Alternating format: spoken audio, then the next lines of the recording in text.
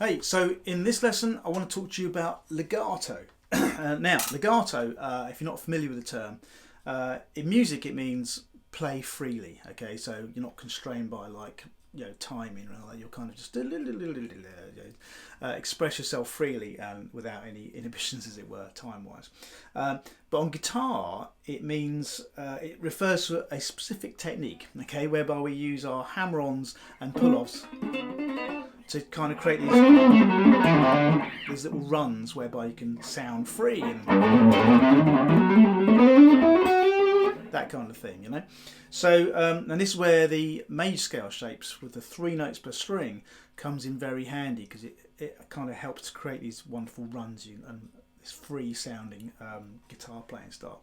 So let me show you a little legato idea. So I'm going to use the key of G major, and I'm going to use shape number 1 to show you this. Okay, if you can't remember what shape number 1 is, go back in the G major, well, major scale. Go back to that video where I showed you all the major scale shapes. Okay, so shape number 1, G major.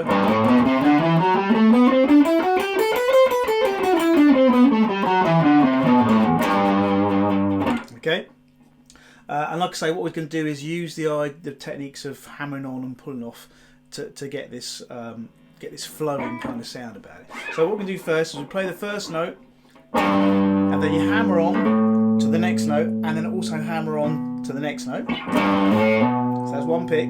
But then before we pick again, we're going to pull off back down to there and down to the beginning again. Okay, so that's hammer on, pull off, and then we're going to hammer on again and hammer on again. Okay, so we end on that note. Like that, yeah? Don't forget that's all one pick. Okay, once you've done that, you go to the next string and do exactly the same thing. Like that. Pick, hammer on, pull off, hammer on. Then go to the next string. Same thing. Next string, G string. Okay, B string, same thing.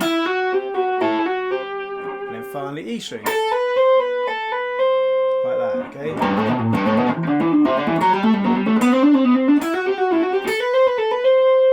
Okay? So I'll do that slow.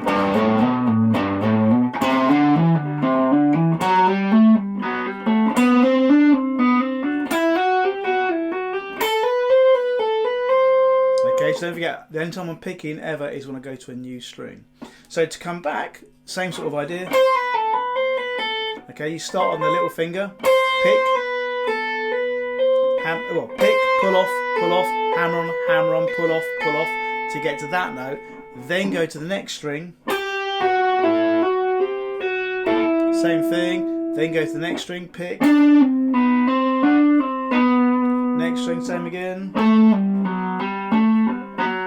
Then the A string, and finally the E string. Okay.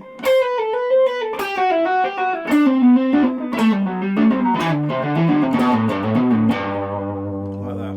Now, actually, in actual fact, what happens when you get to the top, if you're doing ascending then descending, you probably only pick this top string once, and then just come straight back down again. So you only pick that once to do the up and the down, if you like, and then come back down again. I'll do the whole thing, ascending and then descending.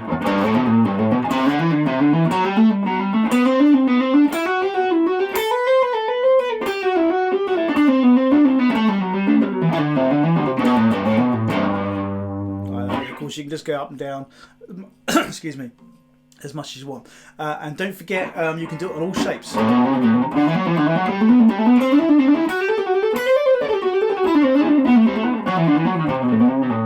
Shape 2, shape 3.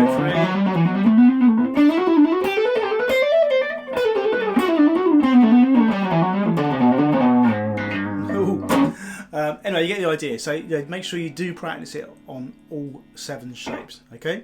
Okay, so now one thing I find very useful about this legato technique, okay, is that as well as the fact that it makes you create these very fast and fluid sounding runs, it's also a great way of being able to change position and move from shape to shape.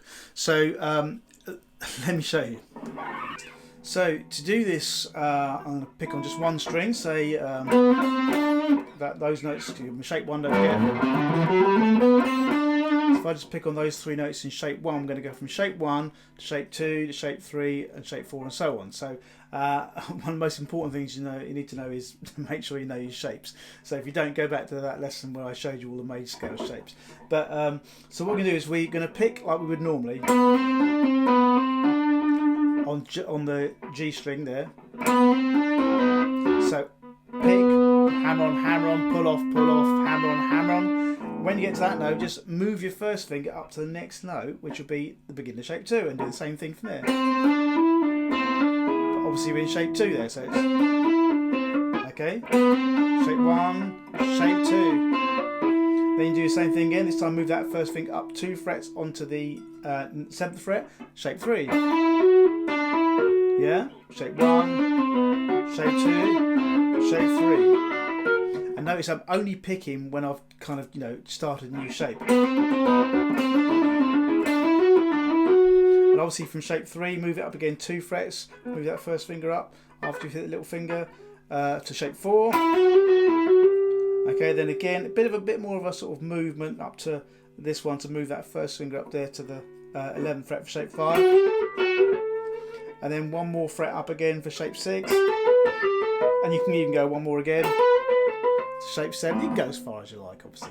So you get, shape 1, shape 2, shape 3, shape 4, shape 5, shape 6, shape 7. Simple as that.